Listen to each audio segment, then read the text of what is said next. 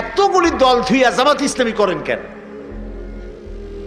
অনেক জবাব দিছি, এখন আর জবাব দিয়ে কুলাইতে পারি না, সেই জন্য লিখে নিয়ে আসছি আমি কেন জামাত ইসলামী করি। এটা হলো বই। এই বইয়ের মধ্যে আমি সব কথার জবাব দিয়েছি। বাংলাদেশে একজন ব্যক্তি বলে বেড়ান জামাত ইসলামী কোনো ইসলামী দল না, এই কথা একটা লোকে বলে। পৃথিবীতে আর কোনো মায়ের সন্তান নয় এই রকমের বেয়াদবিপূর্ণ ধৃষ্টতাপূর্ণ কথা আর বলতে পারে একটা মানুষ নাই। মাওলানা মওদুদী রহমতুল্লাহ আলাইহির লেখার সাথে দ্বিমত পোষণ কেউ করলে করতে পারে। যে বেশি কথা বলে দুই একটা কথা ভুল হয়েও যেতে পারে, যিনি বেশি লেখেন দুই একটা গলত হয়ে যেতেই পারে।